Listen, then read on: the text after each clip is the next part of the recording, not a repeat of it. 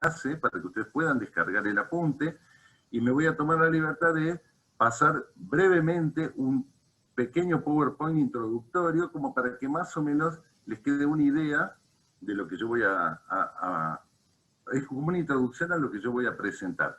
¿Está bien? Pero no es algo muy profundo porque no tenemos tiempo. Entonces voy a aprovechar a presentar, a ver si me deja. Me imagino que todos están viendo ahí la pantalla. Sí, perfecto. Muy bien.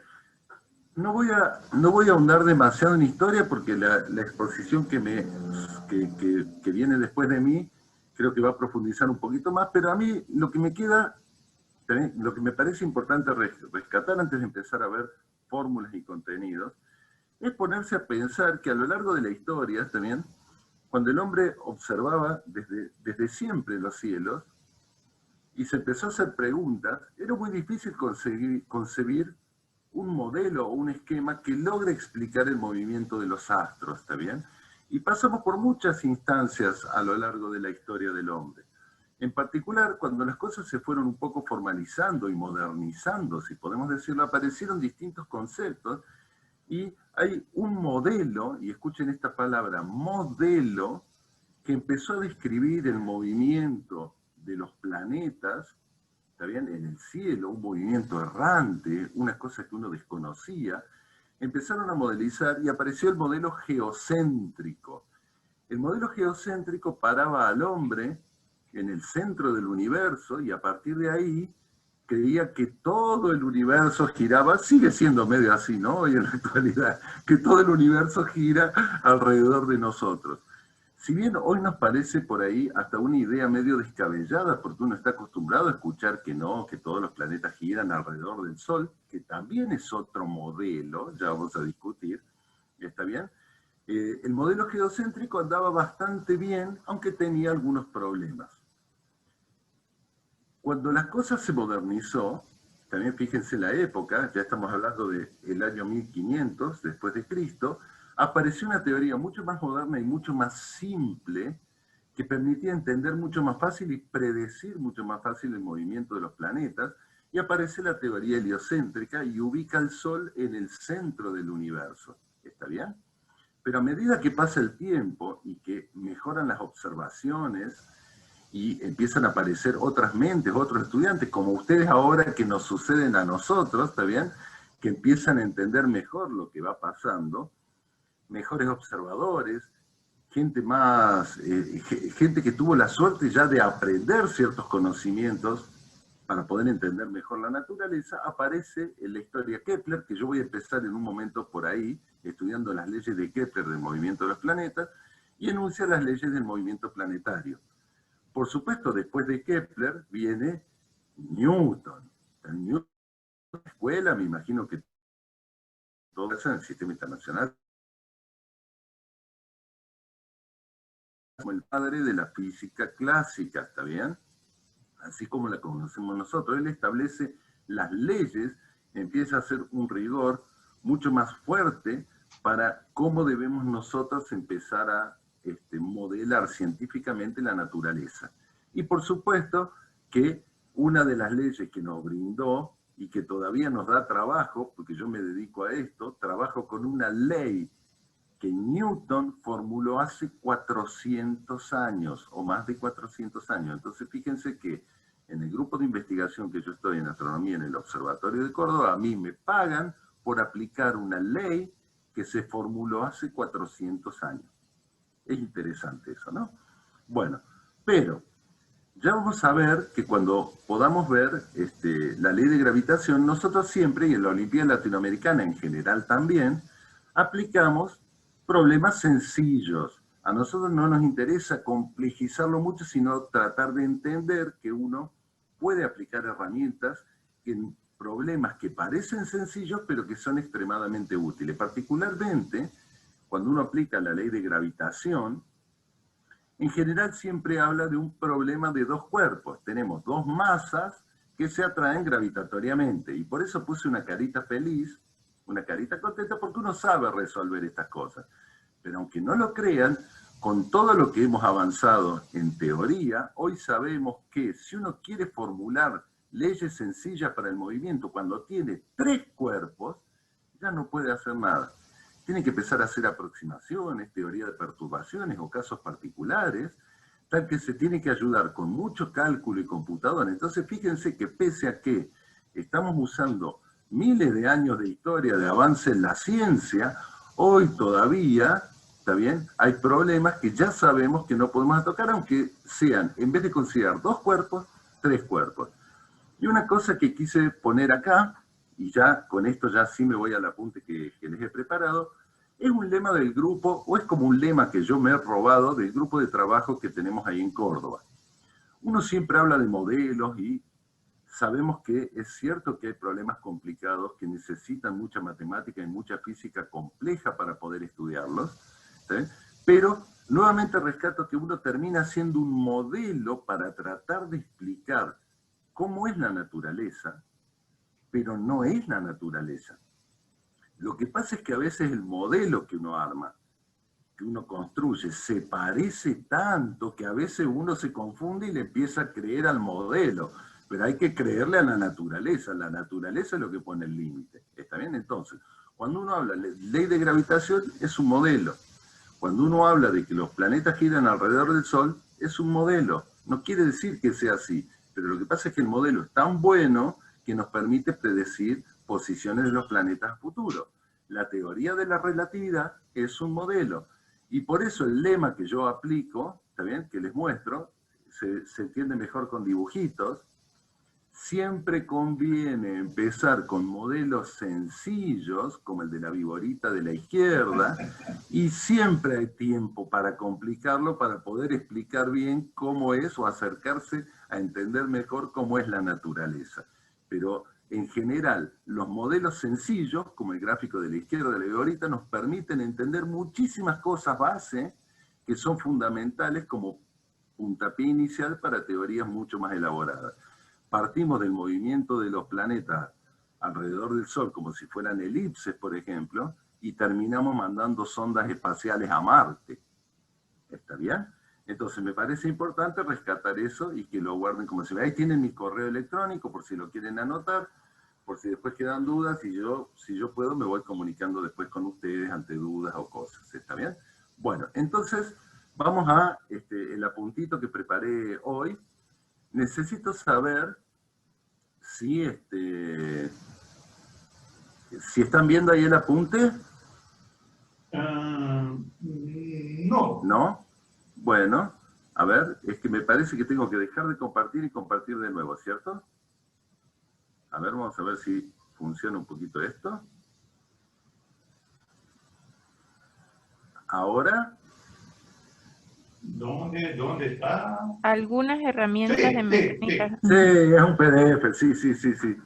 Bueno, este documento en PDF lo he preparado para que a ustedes les quede. Yo después que termine la charla, o cuando Madeleine vos me digas que ya es tiempo, hasta donde llegue, no importa, cortamos y yo pongo en el chat el link para que lo puedan copiar. ¿Está bien? Y también les voy a dejar el link del sitio web de la Olimpiada de Argentina de Astronomía, donde hay ejercicios también que todos los estudiantes de Argentina que quieren participar siempre van bajando material, consultas. Bueno, lo mismo que hablábamos con Joao hace un rato, esta posibilidad yo creo que son afortunados, la tienen en el 2021, ¿está bien? Porque todas las Olimpiadas tienen su página web y todas las Olimpiadas permiten que no importa en qué parte del mundo un estudiante quiera estudiar, pueda bajar su material. Entonces tenemos la Olimpiada Brasilera de Astronomía, la Olimpiada de Perú, la Olimpiada de Uruguay. Cada uno de los países, hay como 12, 13, 15 países que tienen la Olimpiada establecida, ¿está bien? Y pueden bajar de ahí sus apuntes también para tener más ejercicio y seguir practicando.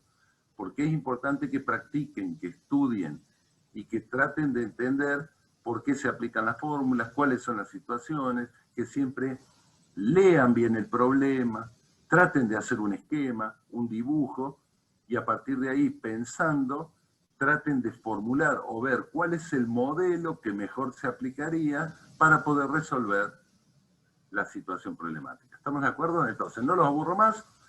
Y empiezo con un título demasiado ostentoso que dice algunas herramientas de mecánica celeste podríamos agregarle, y para aproximarnos a el estudio de la teoría del movimiento de los planetas y del movimiento de los satélites, del movimiento de objetos celestes, y que está apuntado a resolver problemas de la Olimpiada Latinoamericana. ¿Está bien? Ahí estamos estudiando todo, ahí están los muñequitos. Muy bien. Entonces, bueno, tiene un índice, no importa.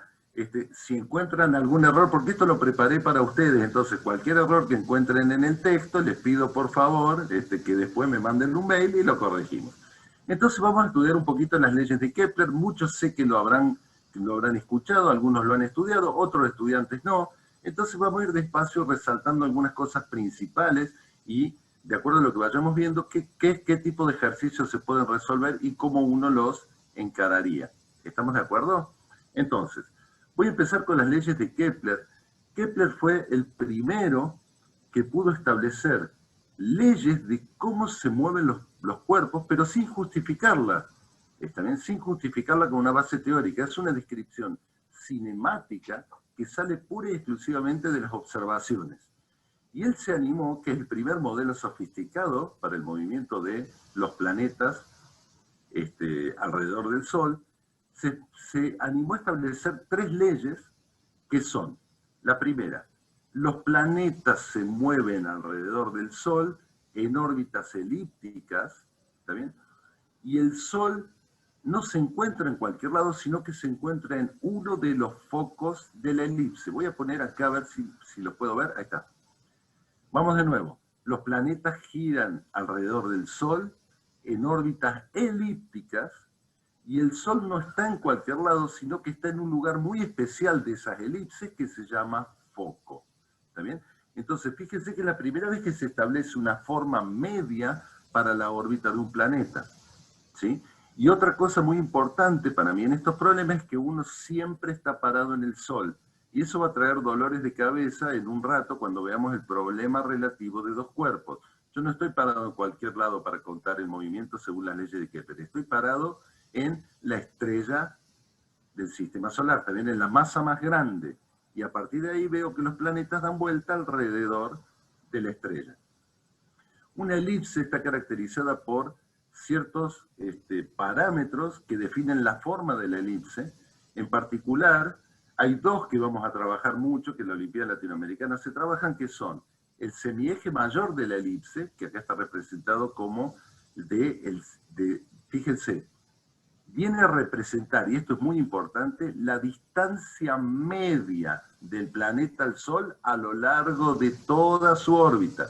Porque fíjense que va a haber momentos donde el planeta está extremadamente cerca, hay momentos donde va a estar mucho más lejos, pero si uno hace el promedio entre la distancia más lejana y la distancia más cercana, le da el valor de una distancia media que es justo el semieje mayor. Entonces el semieje mayor de una elipse es la distancia media de los planetas al Sol. Y hay otro parámetro que vamos a ver un poquito más adelante, que es la excentricidad, que tiene que ver con la picudez, el achatamiento de esta figura. ¿Está bien? Y va a tener que ver con la separación de lo que vamos a llamar los focos más adelante. La segunda, bueno, pero ¿qué es lo importante de la primera ley de Kepler? Que se animó a decir que los planetas no giran en circunferencias alrededor del Sol, sino que tienen formas elípticas en el caso general. A partir de ahí establece otra segunda ley que dice lo siguiente, muy importante: el radiovector que une el Sol con el planeta recorre áreas iguales en tiempos iguales. ¿Qué significa esto? Porque uno lo lee en todos los libros y dice, sí, sí, sí. Bueno, veamos. El radiovector que une el Sol con el planeta, ¿está bien?, es este vector que yo puse, que tiene origen en el Sol y termina en el planeta. Esa es la posición del planeta respecto al Sol. Los gatos se convierten en un momento dado en sacáridos para... Alguien está hablando, no sé, por favor, cuidado. Ahí está. Bueno, entonces, es el radiovector. Entonces, ¿qué significa? Miren, supongamos que yo parto de un tiempo inicial, que le puse t sub 0, un instante de tiempo, y tengo el radiovector que une el Sol con el planeta. El planeta se encuentra acá donde tengo el cuadradito. Dejemos que pase cierto intervalo de tiempo, delta t, también pasó un cierto intervalo de tiempo, y ahora el planeta se encuentra en esta posición. Fíjense que el radiovector ha recorrido también un sector naranja que ha descrito un área dentro de la elipse. ¿Se entiende? Es un sector también que ha sido barrido por el radiovector mientras el planeta se movía a lo largo de la órbita. Entonces, lo que me asegura esta ley es que si yo vuelvo a considerar un intervalo de tiempo igual al que pasó desde que el planeta estaba en la posición, en el tiempo t0 hasta la posición t1, si yo considero un nuevo intervalo de tiempo hasta que alcanzo la posición 2, el radiovector va a recorrer el mismo área que recorrió en el sector naranja, pero ahora dado por el sector rosa. Si yo vuelvo a dejar pasar otro igual intervalo de tiempo, entonces el radiovector va a barrer, con origen en el Sol, otro sector que ahora es rosa. No sé si ustedes están viendo los mismos colores que yo, me imagino que sí, ¿está bien? Que va a representar el mismo área. ¿Para qué sirve eso? Primero, en física se llama ley de las áreas, que es muy importante, ¿sí? Pero segundo, fíjense que nos damos cuenta intuitivamente que en ese momento no se sabía que a intervalos iguales de tiempo, si yo tengo que recorrer mismas áreas por el radiovector, estoy obligado a que, como a veces el planeta está más cerca del Sol, a veces está más lejos, el planeta obligadamente se mueva mucho más rápido cuando está cerca del Sol que cuando empieza a alejarse. Y entonces la primera vez que uno puede entender que en el punto más cercano al Sol, que se llama perihelio, ¿está bien?, los objetos se mueven mucho más rápido que en el punto más lejano, que es el afelio. Y uno también puede empezar a entender cuánto tiempo le empieza a llevar recorrer ciertos sectores de la órbita a un planeta. También relaciono la posición, el área y el tiempo. O sea que es mucho más profunda de lo que uno está acostumbrado a esta ley. Si no se entiende, por favor, díganme y vamos de nuevo, ¿no? Porque, insisto, al no estar en forma presencial, uno no puede usar mucho las manos. Por ahí no es cierto, ¿está bien? Y uno le termina hablando a la pantalla del televisor, y del otro lado hay 70 personas que dicen, ¿y este astrónomo qué le pasa? ¿Está bien? ¿Qué está diciendo? Bueno, la idea es que lo tienen que tratar de entender ustedes. Entonces, si yo no soy claro, la culpa es mía. Eso es. ¿Muy bien? Bueno. Sigamos. La tercera ley de Kepler, fundamental, esta se usa muchísimo en la Olimpiada Latinoamericana. Para los planetas, los cuadrados de los periodos de revolución alrededor del Sol son proporcionales a los cubos de sus distancias medias. Ya empezamos con las leyes matemáticas. Esto es lo que me importa. Aquí está. ¿También? Lo acabo de recuadrar. Estoy llamando P al tiempo que tarda un planeta en dar una vuelta completa alrededor del Sol. O casualidad, es el año del planeta, o lo que uno llama el período orbital. Y A, ¿qué era? Era la distancia media al Sol, del planeta al Sol. Entonces, lo que Kepler pudo deducir es que si yo elevo al cuadrado el tiempo que tarda un planeta en dar una vuelta alrededor del Sol, eso de alguna forma, salvo una constante, ¿está bien?, va a ser la distancia media del planeta al cubo. Y entonces formuló de alguna forma una primera ley matemática que vincula la distancia a la que se encuentran los planetas con el tiempo que tardan en dar vuelta alrededor del Sol. A mí me parece interesante, capaz que acá les hago un poco de embrollo, está bien, pero a mí me parece muy importante, porque en muchos libros de texto uno encuentra la ley de Kepler diciendo lo siguiente, miren, si P cuadrado es igual a una constante por A al cubo, entonces si yo se le aplico a dos planetas, al planeta P sub 1 y al planeta P sub 2, entonces cuando yo haga la división de las dos ecuaciones, yo voy a encontrar una ecuación que de una forma sencilla, al simplificar las constantes, estas beta, me permite a mí relacionar rápido, si yo conozco la distancia de un planeta y el tiempo que tarda en dar una vuelta, con conocer la distancia de otro planeta al Sol, yo puedo saber cuánto tiempo va a tardar. Esto es una ley, la famosa ley de Kepler, que se usa en muchísimos textos, ¿está bien? Pero es una ley simplificada. ¿Por qué? Y hay que tener cuidado. O sea, yo no digo que no valga, pero uno tiene que saber que hay modelos que explican mejor la ley de Kepler, que realmente la formulan de manera más exacta. Y básicamente, ¿qué es? En un rato, si llego, vamos a tratar de entender un poquito lo que se llama el problema relativo de dos cuerpos cuando uno aplica gravitación, y uno encuentra que cuando uno analiza el movimiento de dos cuerpos, el valor de la constante de la ley de Kepler realmente tiene esta expresión, que es 2pi al cuadrado, no importa, es una fórmula, g es la constante de gravitación universal, m es la masa del Sol, y mp es la masa del planeta. Entonces, ¿qué es lo importante de esta ley? Que la constante no es que sea una constante, en realidad es un parámetro que depende de la masa del planeta. Entonces, cada planeta va a tener una ley. Si bien p cuadrado va a ser proporcional a al cubo, cada planeta, como cada planeta tiene una masa distinta, va a estar acompañado de una constante beta distinta. Pero es muy interesante, yo les dije que a veces los modelos son precisos, a veces hay modelos mejores que otros, pero es muy importante para para darle mérito a Don Kepler, ¿está bien? Que si uno aplica con este beta, con el beta más realista, la ley de Kepler, obtiene que el cociente de los periodos al cuadrado es esta constante, que depende de las masas planetarias, por el cociente al cubo. Se parece mucho a la que habíamos visto antes. Pero la diferencia es que, o sea que a mí me parece importante notarlo, es que si la masa del planeta respecto al Sol, ¿está bien? Respecto al Sol, es muy chiquita, o sea, yo puedo despreciar el planeta, yo acá puedo poner un 0, acá puedo poner un 0, me queda el mismo número arriba y abajo, se me cancela y obtengo exactamente la misma ley. Por eso muchos libros cometen el error directamente de aplicar esta ley y decir que es la más realista, no es cierto, esta es, pero a veces los resultados son tan parecidos que uno no se da cuenta o es equivalente a aplicar cualquiera de las dos fórmulas, ¿está bien? Entonces, yo sugiero acá algunos ejercicios que son, primero, aplicando la ley aproximada de Kepler que tengo aquí, ¿está bien?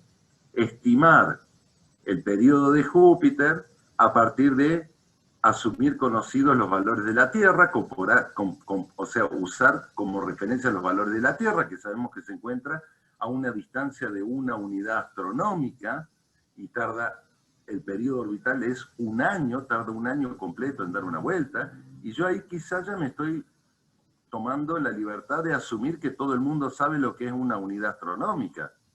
¿Todos saben lo que es una unidad astronómica? Asumo que no. Bueno, entonces, cada vez que vean UA, se define como una unidad de distancia para contar distancias en el sistema solar. La unidad astronómica es justo la distancia entre la Tierra y el Sol. Uno dice que vale 1, pero en realidad no vale 1. Vale 150 millones de kilómetros. Pero fíjense que el número es tan grande que yo podría decir, bueno, mirá, más o menos la Tierra está a 150 millones de kilómetros, Venus está a 100 millones de kilómetros, y uno se pierde, porque tiene muchos ceros y muchos números. Entonces por ahí conviene decir, mirá, si la Tierra y el Sol están a una unidad de distancia, yo ya es como que es mi metro, ¿no? Es más fácil medir.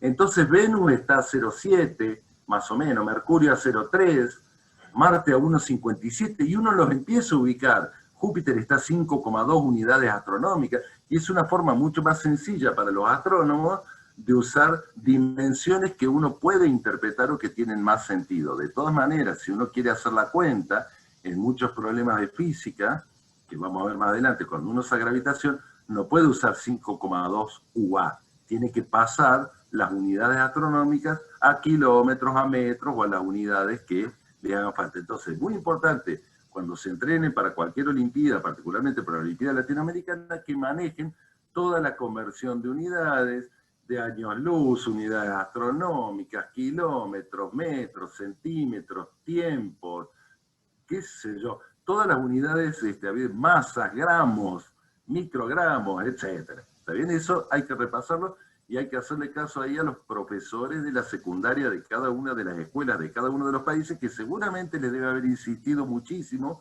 con todas las conversiones de unidades. ¿Está bien?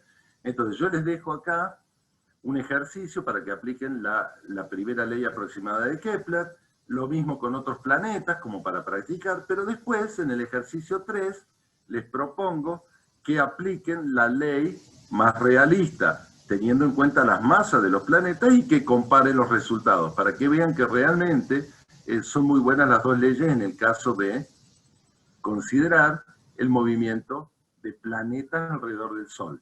Pero si yo tuviera que elegir en un caso que no es planeta respecto al Sol, que yo no puedo despreciar la masa del objeto que da vuelta alrededor del Sol, de tal manera de decir que la masa del planeta es cero respecto de la masa de la estrella, yo usaría realmente la fórmula mucho más realista, ¿no? El modelo real.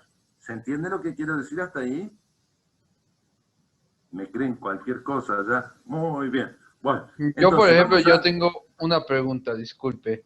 Dale. Por ejemplo, con lo de la unidad astronómica, y no solamente con unidades astronómicas, sino en general con todos los resultados que tendremos, ¿se redondea los números o se mantiene el resultado? ¿Y cuántas cifras significativas se utilizaría para ofrecer el resultado? Mira, en general, si uno tiene que hacer las cuentas, en astronomía, los números yo me gusta pensar que son como mal comportados. ¿Está bien? ¿Por qué? Cuando uno tiene unidades astronómicas y usa unidades adecuadas, por ahí puede ser. Pero cuando vos lo pasás a centímetros o a metros, los números se hacen muy grandes.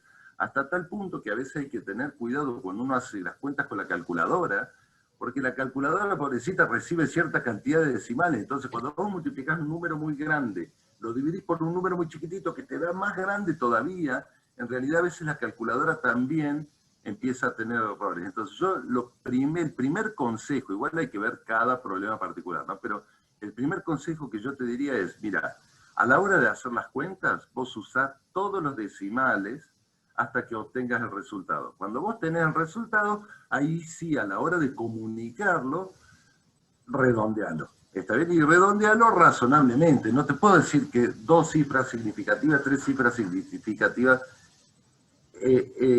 es importante, porque, por ejemplo, si vos estás trabajando con números del orden, o sea,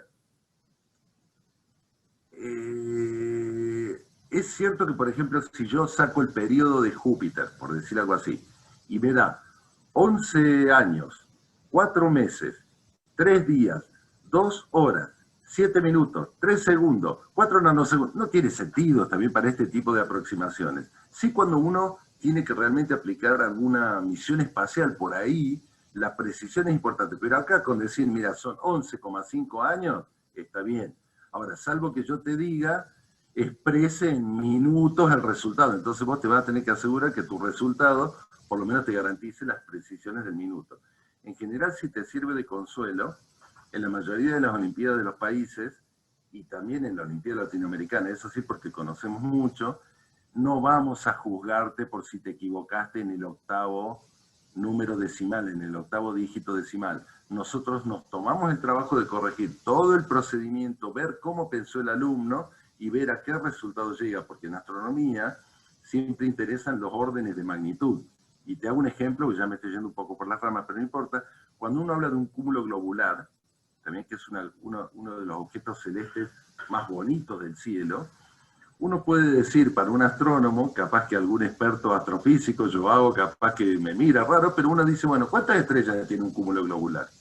Y a veces uno dice, bueno, puede tener 10.000 o 100.000 estrellas, ¿está bien? Uno habla del orden, no puede hablar de decir, tiene 132.343 estrellas, ¿está bien? Entonces, en algunas cosas también los astrónomos somos como permisivos en órdenes de magnitud. Lo importante, por ejemplo, si tiene entre 100.000 y 1.000.000 de estrellas, lo importante es que no tiene 2. ¿Está bien? Eso también nos da una idea de lo que está pasando. Joao es estelar, ¿está bien? Joao hace estrellas, o sea que Joao sabe de eso. Muy bien. Bueno. Y también se podía también dejar en notación científica también, ¿cierto? O sea, cuando Sí, vaya a dar sí, resultado, sí. darlo en notación científica, en Por vez de dar supuesto. el número completo. Por supuesto, fíjate cómo estoy expresando acá yo algunos valores de masa, ¿no? En el ejercicio 3. Sí, no tiene sentido dar un 1 y todos los 27 ceros. No tiene sentido, no lo entiende nadie. Para eso justamente está la notación científica, para simplificar la forma en la que uno trabaja. ¿Estamos de acuerdo? Sí, sí, es muy importante. Por eso también tienen que afilarse un poco en el uso de la calculadora, acostumbrarse a las notaciones científicas. ¿Está bien? Perfecto. Listo, Bien. muchas gracias. Bien, fuera de la fórmula, que esto se entiende un poco más con física, el tema que sigue, pero siempre apuntando en pos del movimiento planetario, me pareció importante, porque siempre por ahí quedan dudas, con lo que se conoce como periodo siderio y periodo sinódico. Y acá pido que si hay algún alumno, por ejemplo de Brasil, en algún momento le pregunte a sus docentes cómo se llaman estos conceptos en cada uno de los países, porque por ahí cambia un poquito el nombre, ¿está bien? Que se usa, pero básicamente la definición tiene que ser la misma. Le vamos a llamar periodo siderio al periodo orbital de los objetos. Esto es, vamos a llamar el periodo siderio al tiempo que tarda, en el caso de un planeta en dar una vuelta completa alrededor del Sol. Es el periodo orbital. ¿Está bien? Para que tengamos una idea de un esquema, acá a la izquierda, en la figura de la izquierda, fíjense, yo tengo el Sol, el planeta, y largo el cronómetro. ¿Preparado? ¿Listo? Ya. ¡Pac! Entonces, el tiempo que va a tardar en dar una vuelta completa en su órbita, ese es el periodo siderio, el periodo orbital. ¿Está bien? Muy bien. Pero hay otro concepto que es el periodo sinódico, que en realidad es el periodo en el que yo lo veo dar una vuelta completa respecto de algún lugar. Por ejemplo, miren esto. Veamos esta figura, a ver si lo podemos entender. Supónganse que originalmente tengo los dos planetas, tengo dos planetas ahora, tengo un planeta interior y un planeta exterior, que están alineados, ¿está bien?, con respecto al Sol. Entonces, dejemos pasar el tiempo. Preparado, listo, ya. Bueno, el planeta interior se va a mover mucho más rápido. Y el planeta exterior se va a mover más lento. Entonces, cuando el planeta haya completado una órbita completa, desde la posición donde estaba, fíjense que el planeta 2 se va a haber movido en el cielo hasta otra posición. Esto es un esquema, ¿está bien? Estoy pensando que el planeta 2 está muy lejos. Entonces la pregunta es, ¿cuándo voy a ver desde el planeta 1 que el planeta 2 va a estar en la misma posición? O la pregunta es, ¿cuándo los planetas van a volver a estar alineados respecto al Sol? Porque cuando estén alineados respecto al Sol, yo me voy a dar cuenta que aparentemente en el cielo yo lo estoy viendo en el mismo lugar que estaba antes. ¿Se entiende? ¿Se entiende más o menos? Más o menos. Bueno, eso se llama el movimiento, o sea, empezamos a tener problemas con el movimiento relativo, ¿está bien? Y fíjense que el periodo sinódico es el tiempo que tiene que pasar para que yo, por ejemplo, parado en cierto lugar, vuelva a ver que aparentemente el objeto en el cielo vuelve a estar en el mismo lugar, que se ha cerrado la órbita, ¿está bien? O, más geométricamente, si yo tengo los planetas alineados, es el tiempo que tiene que volver a pasar hasta que los objetos se vuelvan a encontrar alineados. Si dejamos de lado los planetas, eso se llama periodo sinódico. Si dejamos de lado los planetas, podemos hacer un ejercicio, ¿está bien? Bueno, lo van a hacer ustedes de tarea, ¿está bien? Un ejercicio bastante divertido, que en vez de hablar del cielo y los planetas, hablamos de un problema muy sencillo y muy cotidiano, que son las agujas del reloj. Imagínense que yo tengo un reloj donde las agujas indican exactamente las 12 horas. Eso quiere decir que están superpuestas unas con otras. Entonces la pregunta es, si en vez de planetas ahora son agujas del reloj, a medida que una aguja da vuelta, la otra se va moviendo. Entonces la pregunta es, ¿cuándo van a volver a estar alineadas? O, mucho más divertido, ¿qué hora van a indicar las agujas cuando vuelvan a estar perfectamente alineadas? Ese tiempo es el periodo sinódico. Y lo mismo uno puede hacer con los planetas. Pero con los planetas siempre nosotros, en general, nos terminamos parando en la Tierra.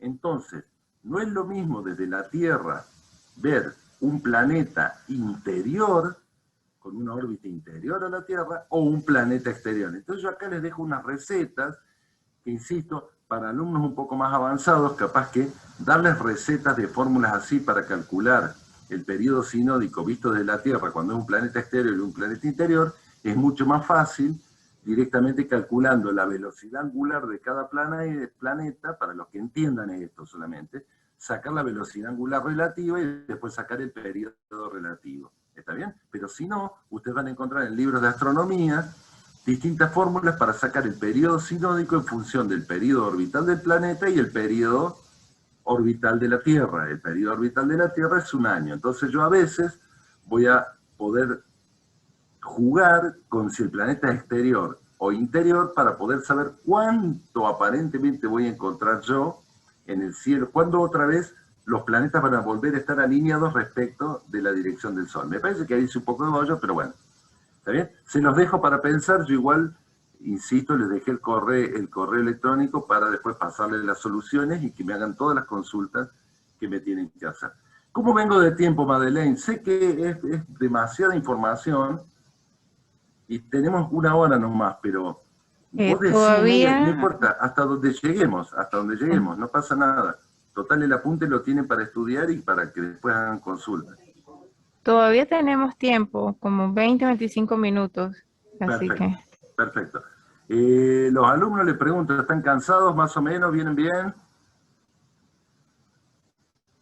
Sí, ¿Alguien que diga algo? ¿vamos bien? Creo que es mucha información. Muy bien. Yo Bueno, creo que está bien. se trata de eso, ¿no? Se trata de estudiar, vamos a aprovechar. Más que decir, Urano y Neptuno son azules, ahora estamos yendo un poquito más fino, ¿no? Porque en la Olimpiada Latinoamericana se piden un poquito de cosas. Entonces, la idea es que, por eso tampoco me puse a resolver ejercicios, sino estoy tratando como de reforzar un poquito algunas definiciones. Si no soy claro, insisto, pido disculpas, pero la idea es que a ustedes después les sirva de manera introductoria para que lo lean tranquilos, que empiecen a pelear con los problemas, ¿está bien? Con los ejercicios prácticos, y que empiecen a tratar de entender, o que les sirva de puntapié inicial para que cuando vayan a otros libros de texto puedan, se les pueda facilitar la labor de ir aprendiendo. ¿Está bien? Entonces vamos a seguir ahora sí con una ley que ya saben que es mucho más poderosa. La ley de gravitación universal que formuló Newton. ¿Está bien? Y fíjense que a esa ley yo tengo que hacerle así, no a ese modelo, porque yo trabajo gracias a ese modelo. Aplicamos nosotros gravitación, vuelvo a decirlo, hacemos modelos y entendemos el movimiento de los planetas con una ley que se formuló hace más de 400 años. Es impresionante, ¿sí?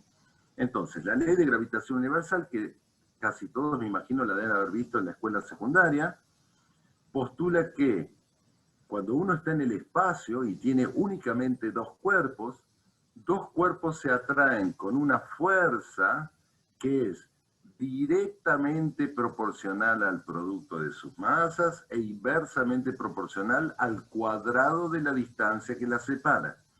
Entonces, fíjense que es muy importante esta ley, porque lo que está diciendo es que solamente por existir la materia en el espacio, solamente por existir la masa, se atrae.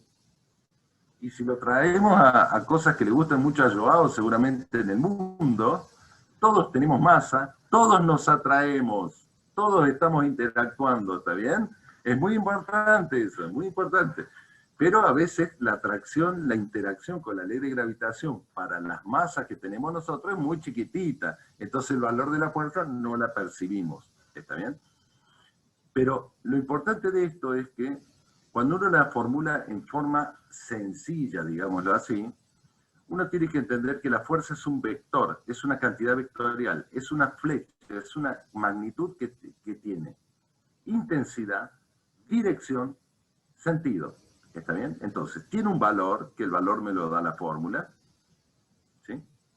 Tiene una dirección, que la dirección está en la línea que une las masas, pero tiene un sentido, y el sentido es atractivo. Entonces, cada cuerpo va a experimentar una fuerza igual y opuesta, y eso es consecuencia de otra ley de Newton, de la ley de que se le llama principio de acción y reacción. Para cada acción hay una reacción igual y opuesta. ¿Está bien? Entonces, fíjense que sobre cada cuerpo va a actuar una fuerza de igual intensidad, pero de sentido contrario. ¿Está bien? En particular, fíjense, si yo empiezo a hacer algunas aproximaciones, que algo debemos haber visto en la escuela secundaria, ¿está bien? Yo puedo pensar que si este cuerpo es la Tierra o un planeta, y este cuerpo es un objeto chiquito, o sea que yo pienso que la masa M1 en realidad es una masa M mayúscula, ¿está bien? Y voy a considerar que estoy parado en un planeta con un radio grandote R, y del otro lado tengo un objeto chiquitito. Si yo acerco el objeto hasta la superficie de la Tierra, yo puedo aplicar la ley de gravitación, ¿está bien?, para ver cuál es la aceleración que va a sufrir ese objeto en la superficie del planeta. Traducción al castellano. Si yo, por ejemplo, pienso que, según la segunda ley de Newton, espero que se acuerde alguien de la segunda ley de Newton, que es la suma de la fuerza igual a masa por aceleración. ¿Eso lo han visto en la escuela o no? Pregunto a todos. Sí. Sí, sí. Menos mal. Muy bien. Entonces, si yo con esa ley y aplicando la ley de gravitación trato de sacar la aceleración que experimenta el cuerpo 2 cuando está... Buenas tardes. Hola, ¿sí? Ah, bueno, saludaron, muy bien. Cuando está en la superficie del objeto grande de radio R y masa M grande, yo voy a tener esta ecuación, donde ahora la distancia entre los cuerpos tiene que ver con el radio del planeta. Traducción al castellano, si yo a esta fuerza le igualo a como masa 2 por aceleración y despejo la aceleración, yo puedo saber, cuando estoy en la superficie de un planeta, cuál va a ser la aceleración que va a sufrir ese objeto. Y esa aceleración no es ni más ni menos que la aceleración de la gravedad en la superficie del planeta. Y eso lo usamos mucho en la Olimpiada Latinoamericana. ¿Y está bien? ¿Qué es lo que se conoce en astronomía también como la gravedad superficial del planeta? Entonces fíjense que con la ley de gravitación de Newton, yo puedo determinar con muy buena aproximación cuánto vale la gravedad en la superficie de un planeta cuando conozco la masa del planeta y el radio del planeta. Recuerden que G, lo había mencionado anteriormente, es la constante de gravitación universal, que vale, este valor lo tienen que saber, 6,67 por 10 a la menos 11 metros cúbicos sobre kilogramos sobre segundo cuadrado. O sea, en el sistema internacional, este es el valor numérico que tiene la constante de gravitación universal.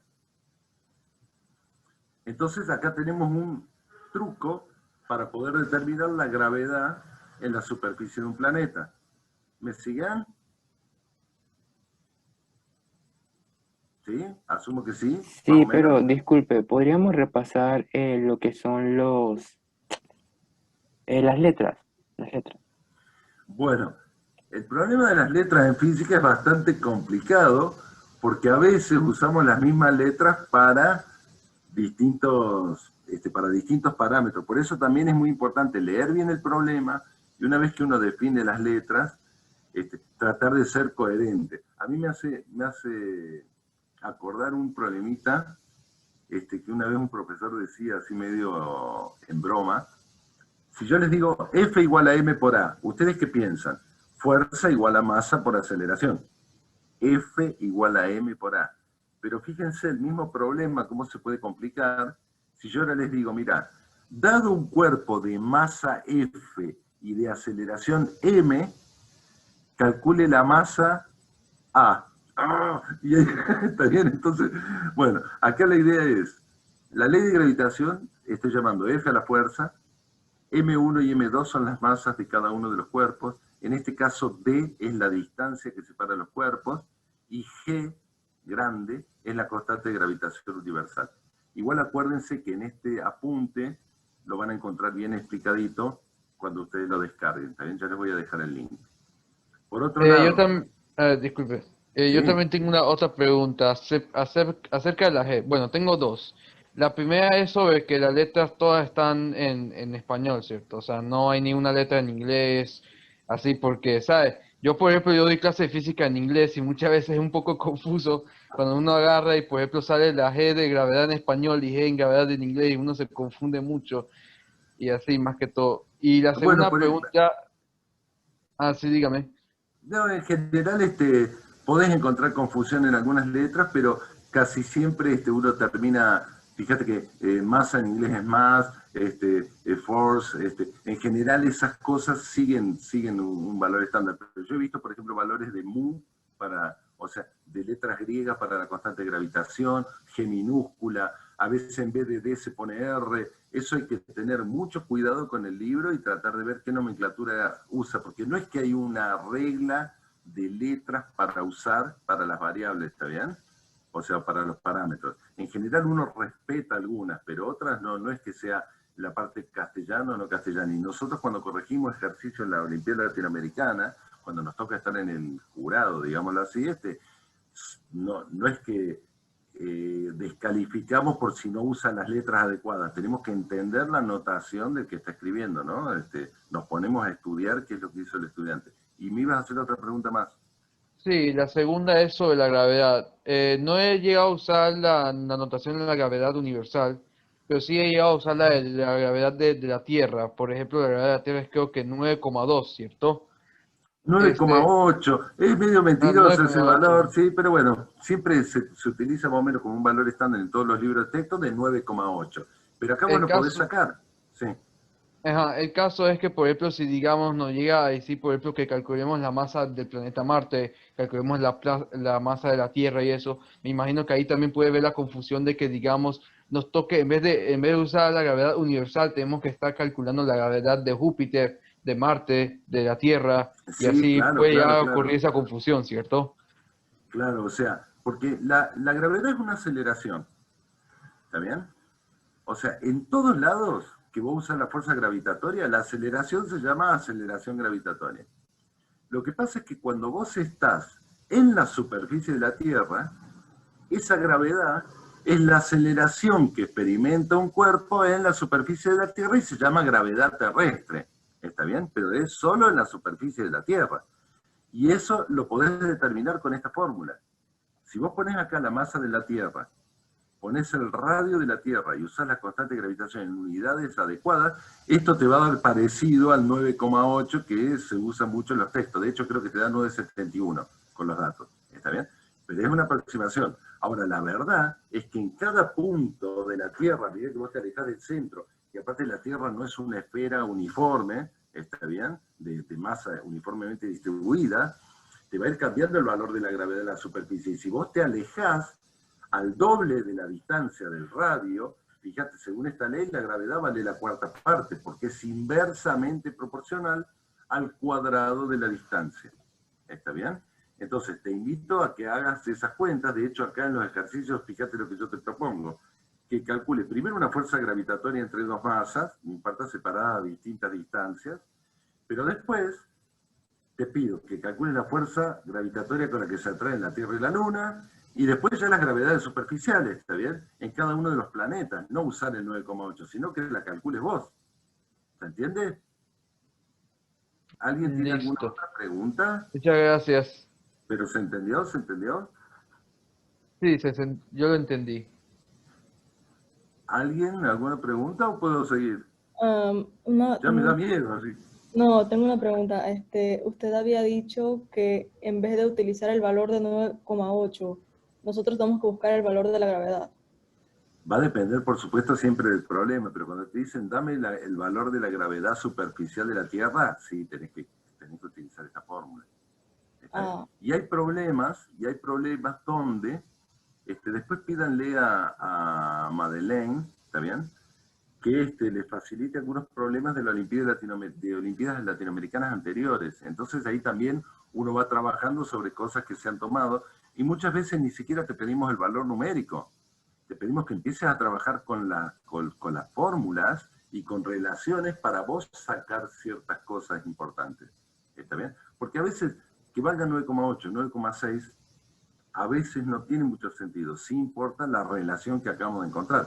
Fíjate que la gravedad en la superficie es proporcional a la masa, inversamente proporcional al cuadrado de la distancia. Entonces, cuanto más masa tenga el planeta, más gravedad superficial va a tener. Cuanto más grande sea, menos gravedad en la superficie va a tener. Eso es lo importante. ¿Está bien? Sí, muchas gracias.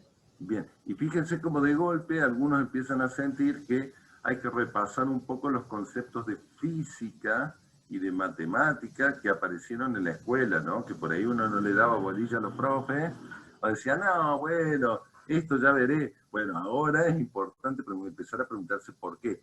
Yo, por ejemplo, estoy dando algunas explicaciones generales, pero cada uno de estos temas es como para profundizarlo y entender, por ejemplo, podríamos repasar mucho qué era la fuerza, qué era la aceleración, cuál era la unidad, qué es la variación de la velocidad en función del tiempo, qué es la posición, qué es un vector.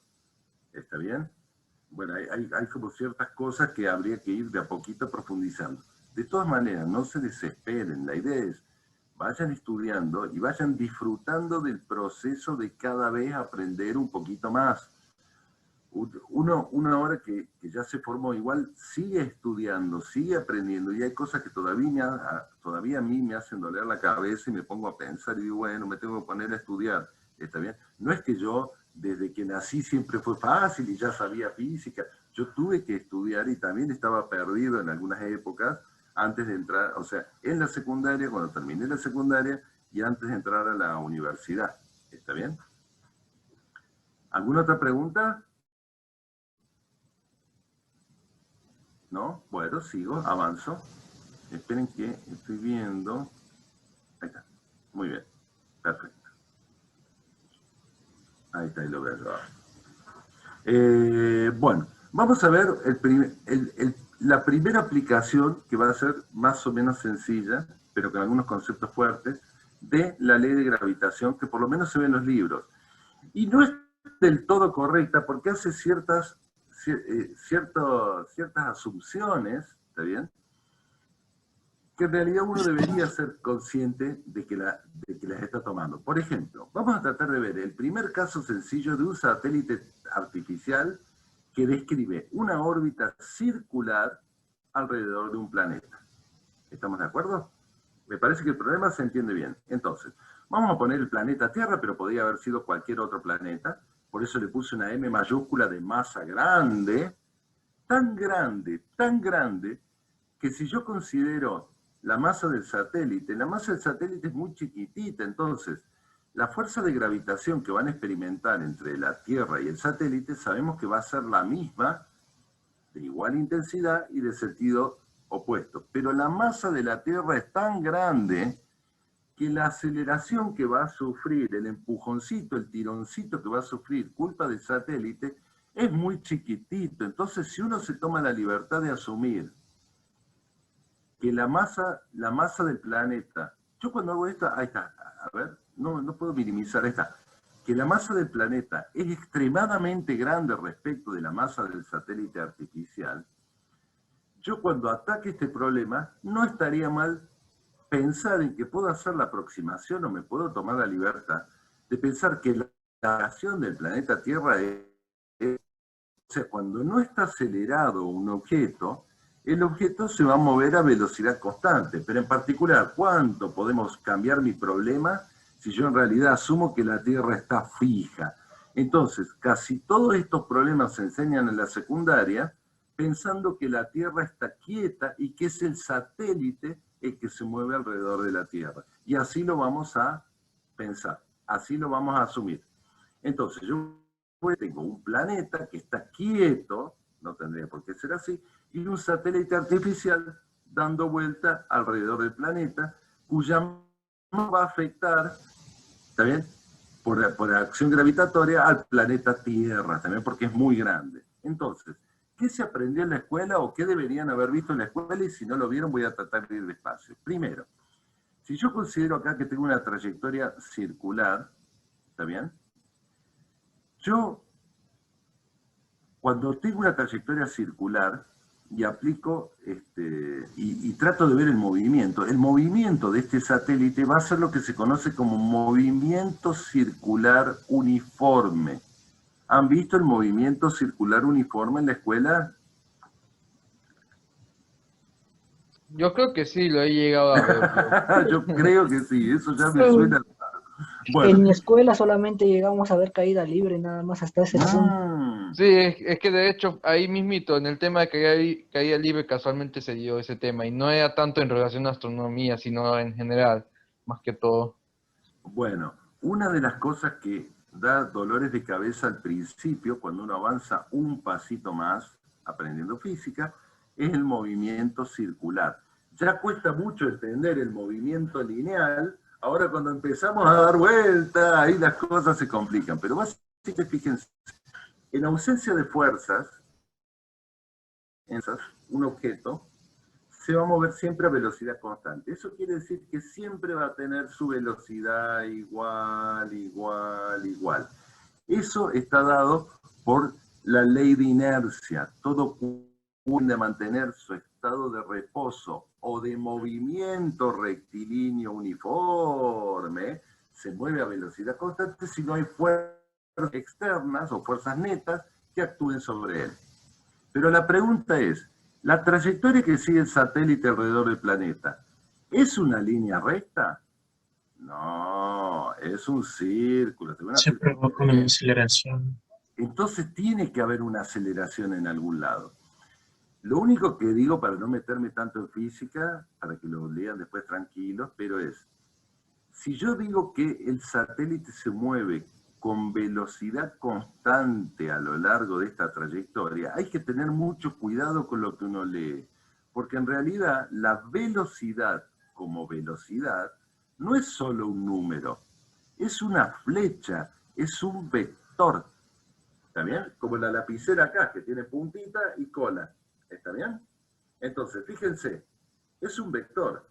Entonces, el satélite, supónganse que a cierta distancia de la Tierra, yo les digo, me lo creen, que se mueve a 36.000 kilómetros por hora siempre.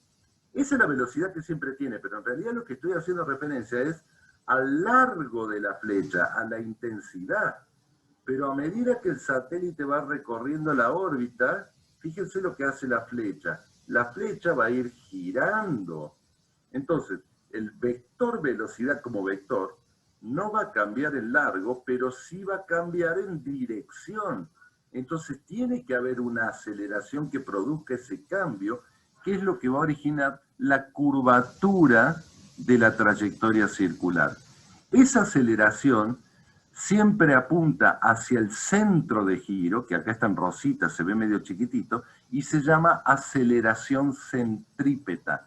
O sea que el cuerpo en una trayectoria circular, por más que su intensidad de velocidad no cambie, su rapidez, sí va a estar acelerado, porque siempre hay alguien que me lo está tirando hacia el centro de giro. ¿Está bien? Y esa fuerza, en este caso, va a ser la fuerza de gravitación. Si uno va a la parte cinemática de cómo se puede representar, o sea, cómo se puede calcular la aceleración centrípeta, cuando estoy parado en una órbita circular y me muevo a cierta velocidad v y el radio de la trayectoria es r, la aceleración centrípeta cumple esta ley. Yo lamento no poder quedarme explicando mucho acerca de las cosas cinemáticas de la escuela, pero ahora ya saben ustedes que, sabiendo que hay que aprender un poquito de movimiento circular, uno podría ir a un libro de texto y aprender dinámica de las rotaciones. Y si me mandan un mail, yo tengo algún libro de secundaria dando vuelta por ahí, que les puedo enviar por mail para que ustedes tengan un libro de texto de física de secundaria para poder entender el movimiento circular. ¿Está bien? Pero básicamente lo que estoy diciendo es que el cuerpo está acelerado y hay una forma muy sencilla de relacionar la velocidad y el radio de la trayectoria con la aceleración que uno tiene. Y fíjense que aquí aparece una nueva variable, este omega, que yo medio que asumí que lo habían visto en la escuela, pero no es cierto, que es lo que se llama la velocidad angular, que también es muy complicada de entender si uno no vio cinemática de las rotaciones. Entonces, por ahora me voy a quedar medio como receta de que la aceleración centrípeta se puede calcular con la velocidad del satélite y el radio de la trayectoria a través de esta relación, v cuadrado sobre r. Entonces, Y una pregunta, sí. disculpe, por ejemplo, por favor. normalmente, Sí, normalmente, digamos, ahorita estamos viendo lo que es el satélite de la Tierra, ¿cierto? Antes yo jugaba un simulador, cuando yo iba a sacar el satélite de la Tierra, que la burbuja mientras más se abre, se va rompiendo y se vuelve un arco. Para así desde un arco se abre a otra gravedad aún más grande. O sea, va pasando de la gravedad de la Tierra hacia la gravedad del Sol. ¿Cómo uno es posible que puede calcular cuando el satélite va a encender los cohetes, abrirse la burbuja y sacar el arco para moverse hacia la segunda órbita? ¿Cómo Bueno, es posible hacer eso? ¿Con qué yo fórmula? lo que te puedo contestar por ahora, para no marear al resto de los estudiantes, que yo me dedico a eso, es lo siguiente. Lo que nosotros estamos viendo aquí es un modelo de dos cuerpos. No existe nada más en el universo que hay el satélite. Que vos decís no va a pasar nunca. Siempre el satélite, ¿está bien? Va a orbitar alrededor de la Tierra o eventualmente, si tiene mucha energía, se va a escapar. ¿Está bien? Pero no va a ir a interactuar con el Sol porque el Sol no está acá. Acá estamos considerando solo la Tierra y solo el satélite. Ahora, cuando vos metés otros cuerpos, existe una forma, que ahora vamos a tratar de ver, de empezar a intuir o de calcular cuándo este satélite va a escapar de la influencia gravitatoria de la Tierra. Cuando eso ocurra, ¿está bien? Si vos tenés otros objetos, bueno, probablemente siempre sea un juego entre la fuerza gravitatoria que le está haciendo y el otro objeto. Entonces, cuando uno empieza a meterle matemática y física a esas situaciones, aparecen estas burbujas que decís vos, donde entonces todo será un juego de ver quién gana a quién. En las regiones del espacio donde el Sol le gane a la Tierra, va a dominar el Sol. En las regiones donde la Tierra le gane al Sol, va a dominar la Tierra, que en general van a ser regiones muy cercanas a la Tierra. Cerca de la Tierra, los satélites dan vuelta alrededor de la Tierra, y son molestados muy poquito por el Sol, pero cuanto más los alejes, como la fuerza de gravitación va disminuyendo, vos te estás acercando al Sol y alejándote de la Tierra. Entonces, en algún momento, ¿está bien? Van a estar peleando el Sol y la Tierra. Dámelo a mí, dámelo vos al satélite, ¿está bien? Y en algún momento va a ganar el Sol si vos te alejas mucho. La influencia de la Tierra es muy pequeña. ¿Qué es lo que, Es por como un ejemplo, imán, ¿cierto? de alguna forma es como un imán. Pensá Puede así, que como sí. una cuerda de la cual están todos tirando del satélite. ¿Está bien? Como un violín. Sería La como, piola. por ejemplo, disculpe, Sí. lo siento. Sería como, por ejemplo, cuando pasa un asteroide. Un asteroide, por ejemplo, un asteroide muy raras veces va a acercarse al primer golpe hacia la Tierra. Él va acercándose poco a poco cuando vuelven a chocar en la misma órbita y así poco a poco hasta acercarse hasta la gravedad de la Tierra. Y como no hay alguna combustión o algo que lo empuje a que se haga una órbita circular, lo que haría es acercarse a la Tierra o se va saliendo de la Tierra o la curva va conectando y chocando así, haciendo que caiga el asteroide. Sería como algo así, por ejemplo. Bueno, cuando termine la exposición, al final te voy a mostrar una simulación con un modelo un poquitito más complicado que tengo, muy bonita, de cómo sería una trayectoria de una partícula, puede ser un asteroide muy chiquito, entre la Tierra y la Luna, pensando que solamente están la Tierra y la Luna. ¿Está bien? Pero fíjate que ahora está la Tierra, la Luna y un satélite. Y te voy a mostrar cuán complicada es la determinación de las trayectorias, pero esas trayectorias terminan siendo el resultado de sumar todas las aceleraciones gravitatorias de todos los cuerpos en todo el tiempo, y ver quién va ganando, quién va tironeando más y quién va tironeando menos. Ahí me acaba de mandar un mensaje Madeleine, me parece que ya estoy más o menos en tiempo. ¿Está bien? Sí, sí, sí. Bueno, por eso, no he avanzado mucho, pero entonces cierro un poco con esto. Ahora han quedado millones de cosas para mejorar mi explicación, seguro, pero lo que quiero que vean es que es muy importante entender cada uno de los modelos. Yo acá les hice un apuntito donde con figuras y algunos desarrollos y algunas aproximaciones les pueden ir tratando de intentar atacar algunos problemas que yo voy proponiendo aquí que aparecen en algunos libros de texto también y que aparecen en las distintas olimpiadas de cada país o en las olimpiadas latinoamericanas. Hay algunas definiciones que tienen que ver con el movimiento, así que los invito realmente a que lean y estudien de este apuntito para tratar después de llegar a maniobras mucho más complicadas, como cosas que se toman en la Olimpiada Latinoamericana, que son transferencias Hohmann, ¿está bien? Estamos con un satélite en una órbita y queremos darle un impulso y llevarlo a otra órbita y empezar a maniobrar. Tipo, estos problemas se suelen tomar en la Olimpiada y aparte son muy realistas, se usan prácticamente así como están formulados en la vida real, ¿está bien? Entonces, yo acá les doy algunos ejemplos, algunos ejercicios como para que ustedes puedan trabajar un poquito, den algunos sus primeros pasos, otros refuercen. Si alguien ya lo sabe, bueno, léalo, que repasar nunca viene mal. Y estamos a disposición para tratar de ayudarlos en lo que pueda. Y pido disculpas si no fui muy claro, pero con esto de la virtualidad a veces se complica. Pero desde ya les agradezco la atención. Si vos me decís cómo seguimos. Yo ahora les pongo en el chat, ya se lo estoy poniendo, voy a dejar de compartir. Esperen que eso se hace aquí. Pero ya les estoy poniendo en el chat, ¿está bien? Dos links.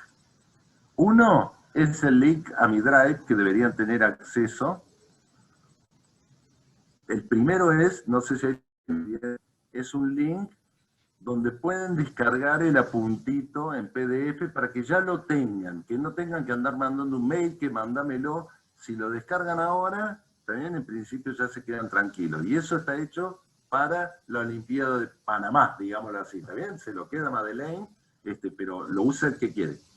Y abajo les dejo otro link, que ese es de la página de la Olimpiada Argentina de Astronomía, donde hay una sección, no sé si muy completa o no, pero tienen materiales, y de esos materiales tienen una parte que a mí me parece muy importante, que por supuesto está adaptada a la modalidad que hacemos en Argentina, pero están todos los exámenes con las respuestas que hemos tomado en los últimos 10 años, 11 años. Entonces pueden agarrar y decir, bueno, agarremos el 2010, el 2015, nosotros tenemos dos niveles, el de preselección y el final. Entonces están los exámenes de cada una de las instancias y de cada nivel. Entonces me parece que tienen ahí un poco para divertirse, para consultar, y las soluciones no solo dicen da 8, sino que está el procedimiento que se usó para calcularlo. Entonces pueden ver las formulitas, se aplican, etc. Si encuentran algún error en esas soluciones, me lo dicen y lo corrijo. ¿Está bien? Así que no me queda que agradecerles la paciencia que han tenido. Joao también, todos. Francisco. Gracias Martín, como siempre, apoyando y bueno, muchas gracias por la explicación. Yo ya sé que no alcanza el tiempo y que hay mucho interés, así que para nosotros es un placer hoy tenerte en este día tan especial y tocando esta temática muy importante dentro de la Olimpiada.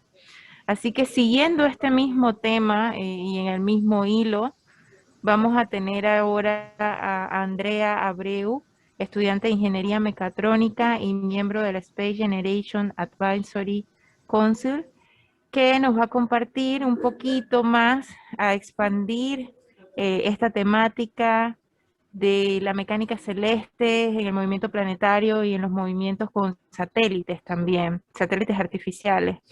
Así que adelante, Andrea, el tiempo es tuyo. Hola, buenas tardes a todos. Muchas gracias por la oportunidad, estoy muy emocionada de estar aquí con ustedes. De hecho, también participé en estas Olimpiadas, en las primeras que se hicieron en Panamá, en el 2019, si no me equivoco, no me acuerdo muy bien. Pero bueno, súper que estamos todos acá y vamos a compartir un poquito más, tanto repasar como también hacer unas prácticas de lo que hemos visto el día de hoy. Así que, ok. Bueno,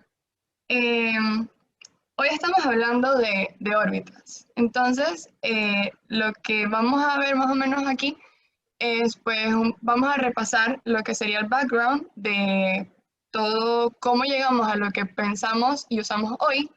Después vamos a repasar esas leyes que usamos hoy para los problemas de las órbitas y después vamos a ver unos pequeños problemas de práctica.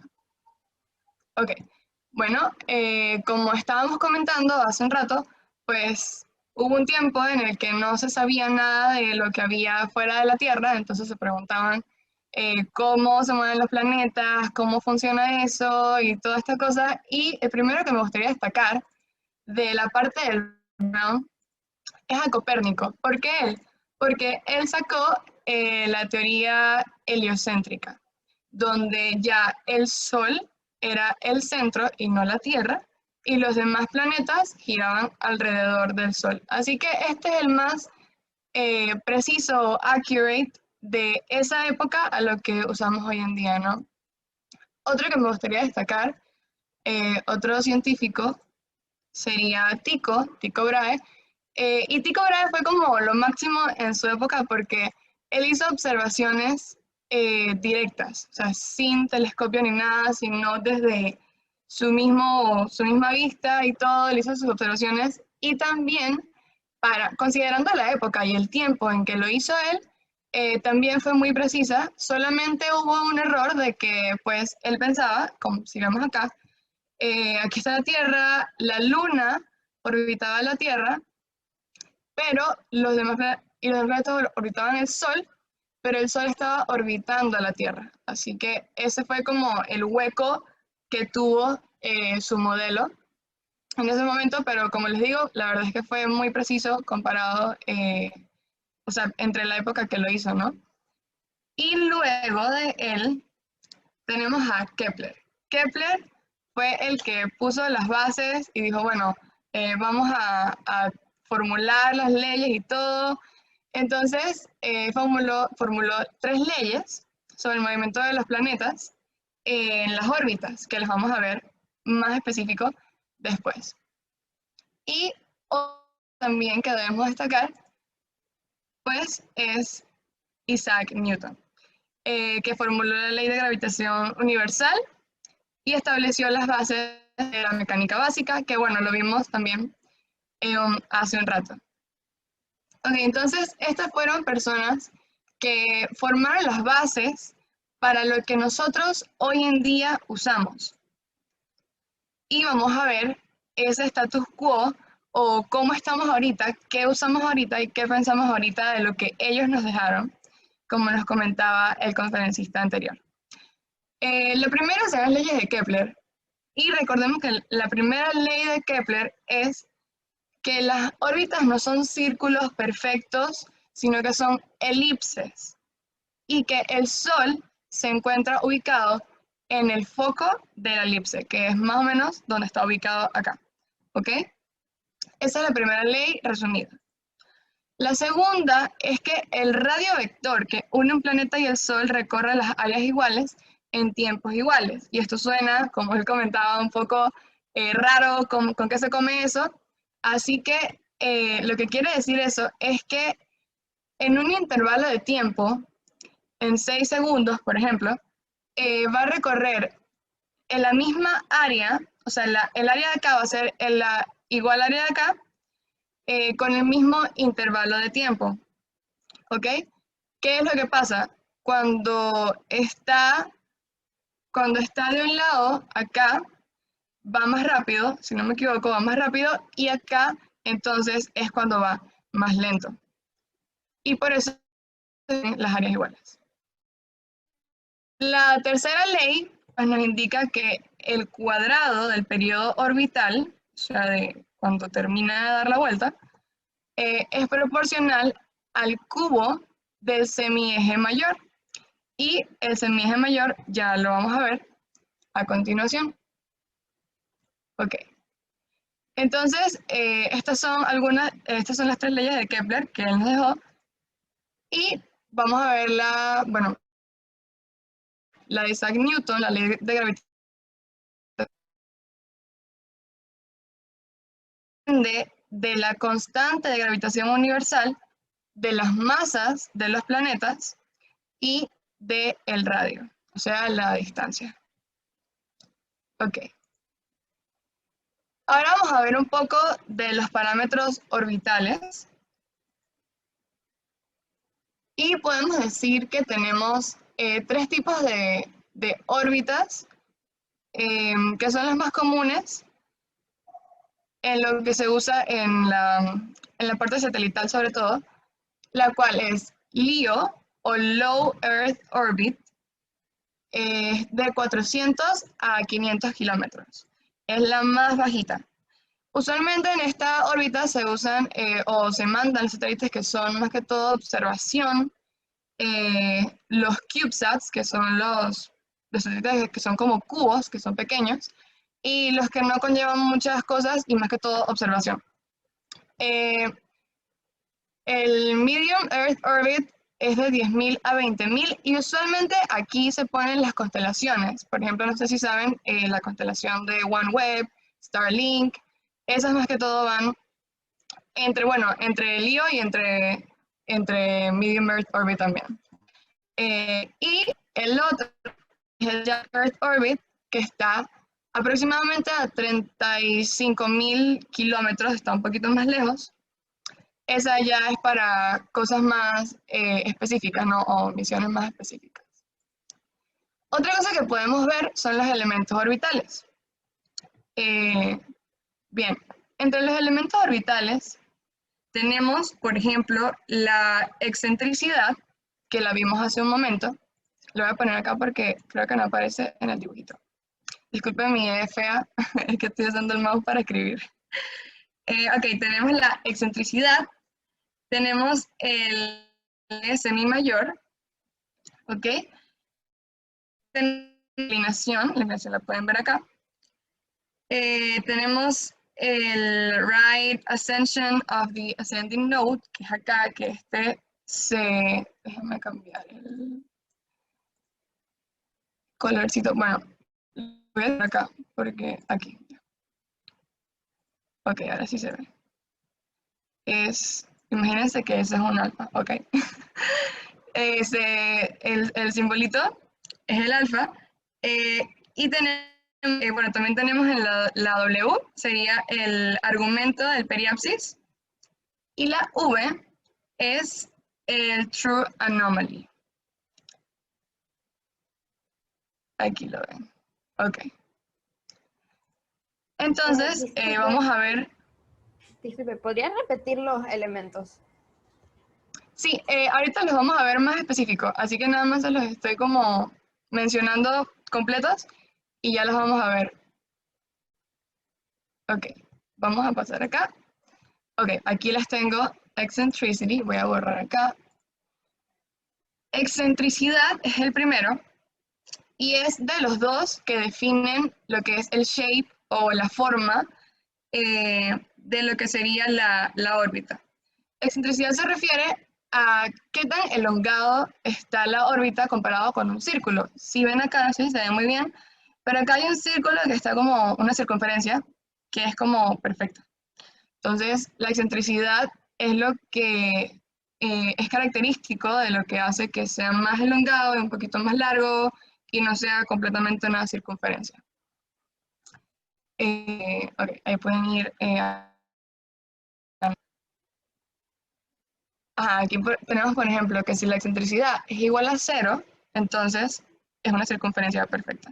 Pero si está entre este intervalo, entonces estamos hablando de una elipse.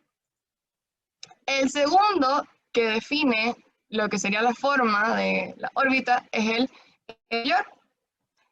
Y es la suma del periapsis y el apoapsis dividido entre 2. Y se los voy a poner acá para que puedan verlo mejor. Ok, vamos a hacerlo en rojo. Ok, aquí tenemos el periapsis, es el chiquito de acá, el apoapsis es el largote, y eso dividido entre 2, entonces es el eje semimayor. ¿Ok? Ahora lo que vamos a ver es las características o parámetros que definen el punto en el que se encuentra el satélite. ¿Ok? Aquí es importante destacar, se me olvidó decirlo antes, que usamos dos planos de referencia. Cuando vamos a sacar una órbita en específico, entonces sacamos dos planos de referencia. La primera, para nosotros en este caso, sería, por ejemplo, la de referencia, que va con el ecuador de la Tierra, y el segundo plano es el plano orbital. Y se los voy a marcar acá para que puedan anotarlo rapidito. Repito, el primer plano, que es el que va con el ecuador, y es este azul. El segundo plano es el plano orbital, que es este, donde pasa nuestro satélite. Por acá, aquí está el satélite. Esos son los dos planos que usamos como referencia. ¿Ok? Y de allí, pues podemos ver la inclinación, que es qué tan inclinado está verticalmente. Y también tenemos la longitud del zenit, que se refiere al punto en que el satélite, a través de su plano, a través de donde él está, o sea, del plano orbital, cruza el punto de referencia, y eso se conoce, como tenemos acá, el nodo. El ascending node y el descending node. Ok, y los otros dos que tenemos también son el argumento del periapsis, que se refiere a la orientación en el plano orbital, y el true anomaly. El true anomaly se refiere a la posición de la órbita, allí son, alrededor de la elipse en un punto en específico. Ok, ignoren esto. Qué malo. Ok. Se refiere al punto en que están orbitando en cierto lugar en un tiempo en específico. Bien, entonces, todas estas cosas, ¿para qué sirven? ¿Para qué sirven estos parámetros? ¿Para qué sirven estas características? Son para poder identificar una órbita en específico, ¿ok? Son como las características que definen una órbita. Ok. Aquí podemos ver algunas de las fórmulas. Yo les recomendaría, si quieren, tomarle una foto. Me imagino que también se les van a pasar y también se las pueden encontrar en internet. Pero sí es bueno que si tienen para tomarle foto ahorita y tenerla a mano, sería súper, porque vamos a resolver algunos problemas donde vamos a estar usándolas. Son las mismas que también vimos en la charla anterior y las vamos a estar usando para los problemas. Ok, entonces, pues como vemos, aquí están las órbitas de fuerza gravitacional, las leyes, el periodo de las órbitas. Ok, la velocidad, y estas son las que usamos regularmente. Ahora vamos a ir a resolver algunos problemas, así que si tienen lápiz, papel por ahí cerca, pueden irlo sacando para que podamos ir haciendo las prácticas, porfis. Y muy importante, su calculadora a mano también. No son muy complicados, se los prometo. La idea es que podamos aprender y podamos que se nos quede lo que estamos viendo teóricamente. Ok, vamos con el primero. El primer problema. Teniendo en cuenta que la distancia entre la Tierra y el Sol y la duración del año terrestre, calcula el valor de C de la tercera ley de Kepler. Teniendo en cuenta la distancia entre la Tierra y el Sol, ahí les damos el dato, y la duración del año terrestre, o sea, el periodo, calcula el valor de C de la tercera ley de Kepler. Y ahí tienen la fórmula para referencia. Disculpa, T Diga. sería la Tierra, ¿cierto? T sería Tierra, ¿cierto? T se refiere al periodo orbital, o sea, la duración del año terrestre. Ya, o sea, pero está, o sea, significa como lo que pasó con la expresión pasada. O sea, están en inglés o en español los números, los símbolos.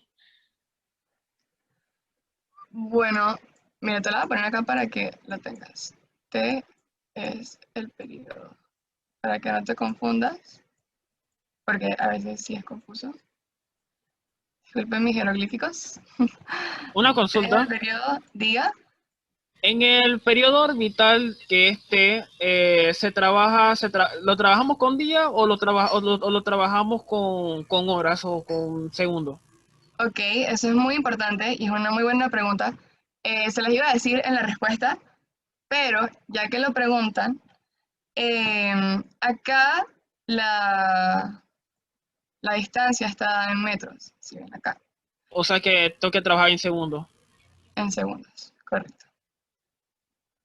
Así que ya saben para que vayan haciendo sus cálculos, sus conversiones. La respuesta va con segundos y metros, ¿verdad? Sí. Sería 2,95 por 10 a la menos 19 segundo cuadrado sobre metro cúbico. Ok. Bueno, vamos a adelantarnos. Y ahí está la respuesta. Muy bien. Oh.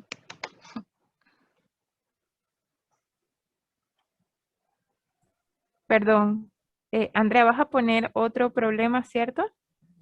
Sí. Ahora, ¿Hay pudiéramos, sí, hay tiempo. Pudiéramos Ok. darle un chance para dividirlos en grupos rapidito y que allí ellos intenten desarrollarlo. Sí, claro, súper. Sí, darles como un tiempo para que ellos lo hagan. Listo. Yo tengo una pregunta. Tal vez suene un poco, pero ¿cómo es que se sacó el tiempo? El tiempo. No, sí, la T. Ok. Me Bueno, perdí un poco. Discúlpame. tranquila. Eso es confuso. Tienes la duración del año terrestre, ok, 365 días, pero el problema es que lo tienes en días y lo necesitas en segundos. Así que el tiempo que usamos para resolver, para el final, o sea, el que se puso acá, en segundos, tuvo que ser la conversión de días a horas, de horas a minutos, de minutos a segundos, o una conversión directa. ¿Sí me expliqué? ¿O esa no era la pregunta?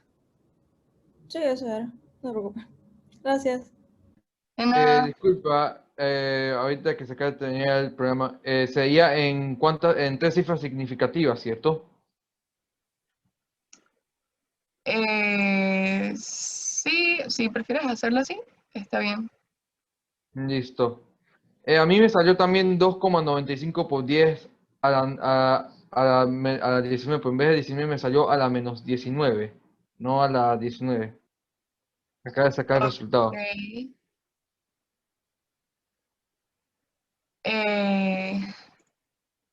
Los pusiste el periodo arriba y el radio abajo, ¿verdad? La Correcto. distancia abajo. Ok. Y me salió ahí menos 19. Listo. A mí me salió igualito la respuesta. Es cierto, igual Bueno. a mí me da el menos 19. Ok. Sí, también. Sí, menos 19, claro. Listo, entonces creo que... Ya, vamos a sacarlo. Ok. Puede que eso esté mal también, no hay problema. Sí, es a la menos 19. A la menos 19. Ahí te faltó fue el signo, quizás. Ok. Esas constantes gravitacionales, constantes universales son súper pequeños, entonces menos 19 tiene más sentido. Sí, cierto, cierto, cierto. Correcto. Ok. Bueno, no sé si les parece que vayamos pasando al segundo problema para que tengamos el tiempito de resolverla, sobre todo porque los vamos a dividir en grupos.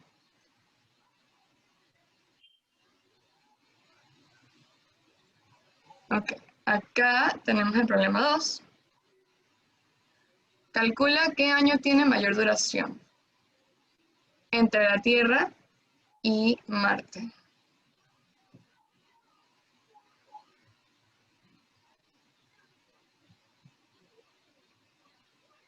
No sé si le toman una foto para que se lo lleven. Vamos a ver la respuesta del problema 2. Ok. Y ahí pueden checar qué tal les salió. Bueno, yo por ejemplo en sí no he llegado a hacer toda la fórmula, no hubo tiempo.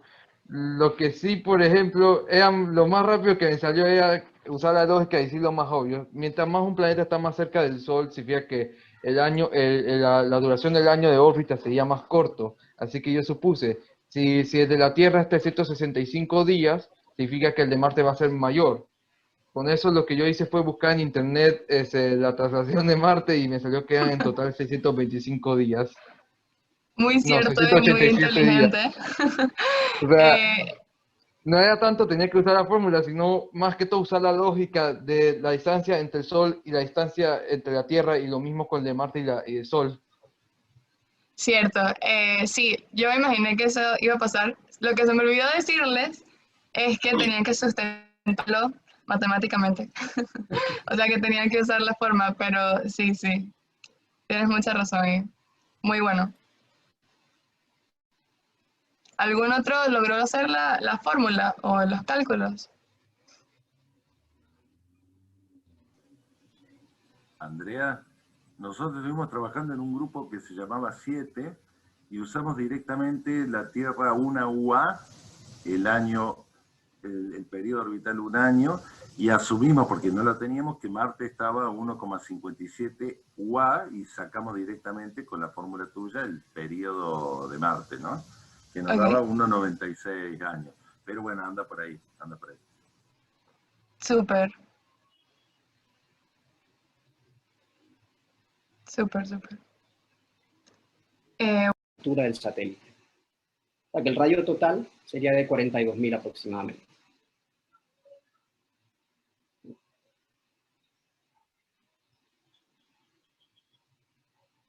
Ok. El siguiente problema trata del telescopio Hubble y nos pregunta cuál sería la velocidad o la rapidez orbital de ese satélite si se encuentra girando a una altura de 555 kilómetros. Entonces nos piden, o sabemos que la velocidad circular, como vemos en la primera imagen, es simplemente la raíz cuadrada de mu en la Tierra entre el radio de rotación. Sabemos que mu en es igual a 3.98 por 10 a la 14, que es la multiplicación de la gravedad por la masa de la Tierra, ¿no? Que lo conocemos como mu.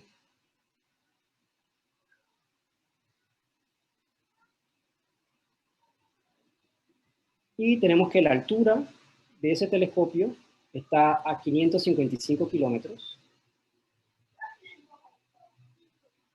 pero el radio de rotación tenemos que agregarle el radio de la Tierra. Es decir, el radio de rotación sería la altura más el radio de la Tierra, que sería 6.378 kilómetros más 555, ese radio de rotación sería de 6.933 kilómetros. Y ya teniendo esos dos datos, de radio y de mu, podemos entonces calcular cuál sería la rapidez a la que se mueve este telescopio Hubble. Tendríamos velocidad circular igual a la raíz cuadrada de mu, 3 por 10 a la 98, por 3.98 por 10 a la 14,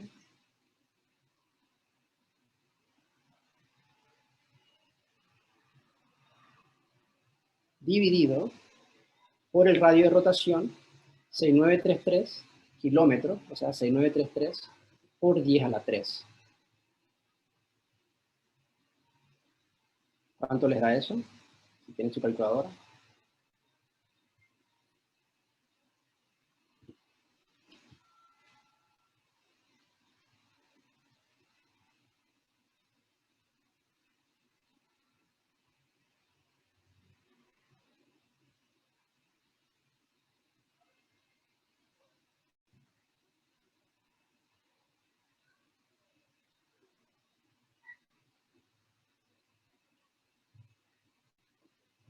Disculpe, ¿hasta cuánto tenemos que redondearlo? 2 decimales, está bien.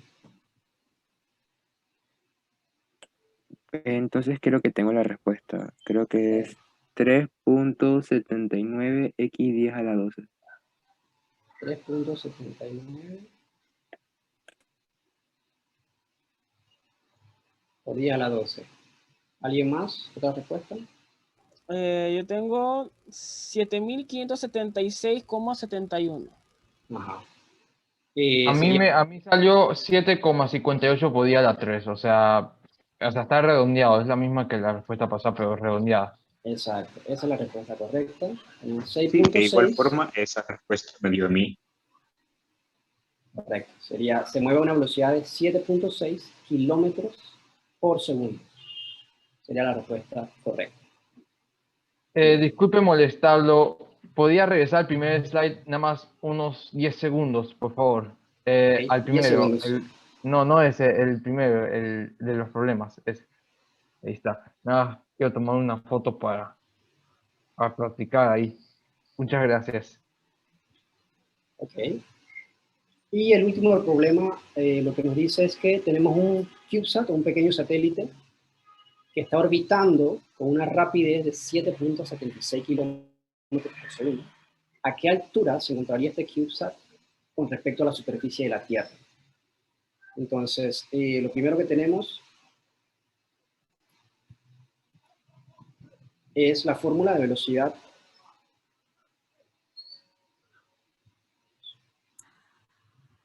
circular, que es la raíz cuadrada de mu sobre el radio de rotación. La fórmula es sencilla, mu entre r. Sabemos que mu nuevamente es 3.98 por 10 a la 14, que nuevamente, lo repito, sería la multiplicación de la gravedad, perdón, de la constante gravitacional por la masa de la Tierra. Usamos este directo, 3.98 por 10 a la 14. Tenemos que la velocidad ya nos la da, que en este caso son 7.76 kilómetros por segundo, quiero decir 7.760 metros por segundo. Okay.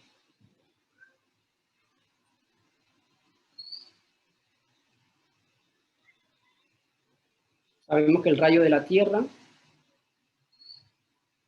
es igual a 6378 kilómetros.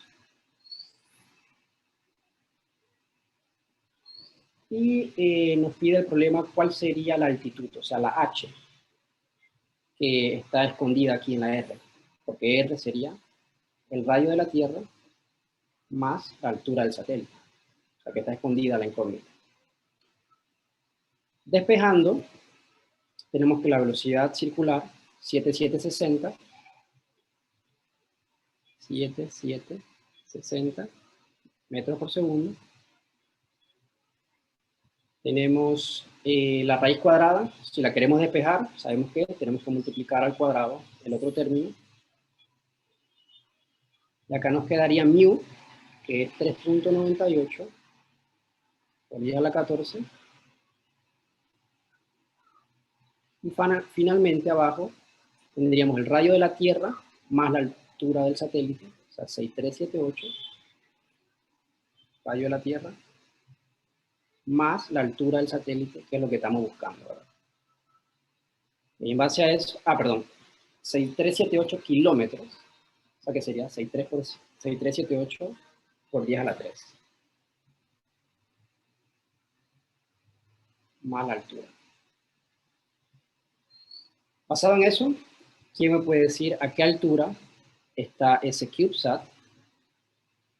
Que como decía Andrea, son satélites que giran en órbita bastante baja, algunos 400 kilómetros, menos de ahí a veces, ¿no?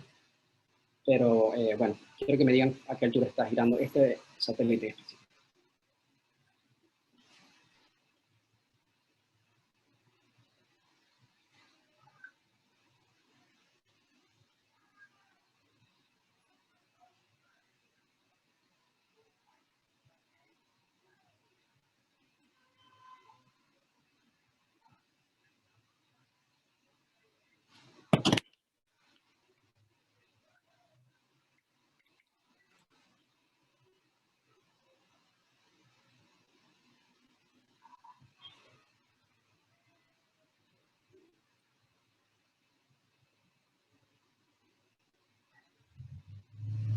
Sería un Leo, ¿cierto? Correcto.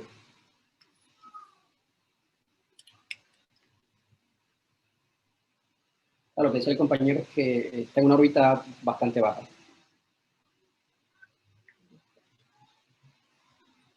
Es porque, como decía al principio de la presentación, de que, por ejemplo, los satélites CubeSat, o como los de OneWeb o los de SpaceX, como son satélites muy pequeños, normalmente son satélites más de observación, así que deben estar lo más cercano posible a la Tierra.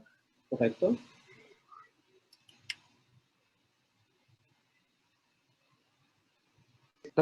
Y si es así, por ejemplo, una distancia de órbita terrestre de un CubeSat sería de 7.500 kilómetros por segundo, ¿cierto? Y a No. una altura de 500 kilómetros. 500 kilómetros te digo. Sí. A ver, 7.760 metros por segundo. Mu es 3.98 por 10 a la 14. El radio de la Tierra, 6378 kilómetros. Tenemos la velocidad circular, que es 7760. Le vamos al cuadrado para quitar la raíz. Nos quedaría 3.98 por 10 a la 14 entre el radio de la Tierra, 6378 kilómetros, o sea, metros, más h, por ende, ¿cuánto sería la altura de ese satélite? No es 500 kilómetros, es un poco más baja. Si a alguien le salió un otro resultado, es menos de 500 kilómetros. A mí me salió 231.363 kilómetros. Metros será. Oh, metros. Ajá. O sea que serían 240 kilómetros más o menos.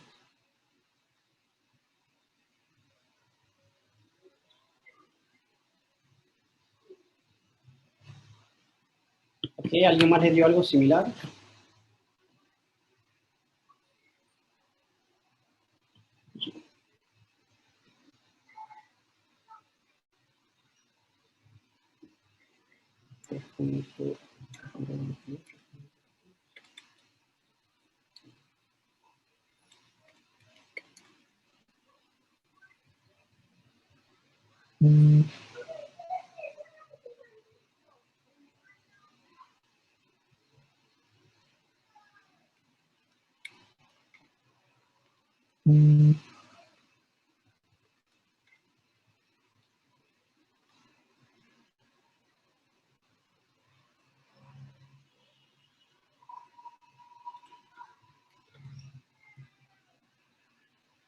¿Alguien más les dio 230 o 240 kilómetros? Me dio 230. Ok. A mí también. Perfecto. Hay 10 kilómetros de más. Perfecto. Alright, so ahí terminamos entonces. Ya son las 4:30 acá en Panamá. y creo que ha sido bastante productivo lo que han visto el día de hoy. Así que ahí terminaría yo mi presentación.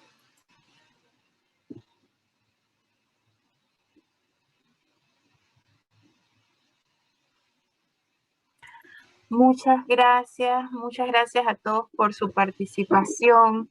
Muchas gracias por tenernos paciencia. Bueno, hoy me tocó un poquito maniobrar esto. Gracias a todos los instructores que invierten su tiempo y que nos ayudan a mejorar la perspectiva de nuestros estudiantes olímpicos. Así que de verdad se los agradezco. Por favor, los que puedan, si pueden ir prendiendo sus camaritas para tomarnos unas fotitos para ir terminando. Y los invitamos a que nos sigan en las redes sociales de la OLA, @OLA, en Facebook, en Instagram es hola.astro, en Twitter es hola_astro, y bueno, también en las redes de la CENACYT, de Cosmos, para que conozcan sobre los próximos eventos. Y bueno, ya saben, el próximo jueves a la misma hora vamos a tener a nuestro presidente Víctor Vera de Perú. Nos van a hablar un poquito más de astrometría y les agradecemos mucho a Martín por su tiempo, por su dedicación, a Ángel por este apoyo, a Andrea, por supuesto, representando los colores, a Joao, que estuvo hoy con nosotros. Y bueno, me siento muy contenta de que hoy estaban estudiantes de Panamá, Perú, Ecuador, Brasil y El Salvador. Así que ahí vamos creciendo. No sé si se me quedó por ahí alguno otro más. Así que ha sido un placer. Hemos dado por terminada la sesión de hoy. Nos vemos pronto. Hasta luego.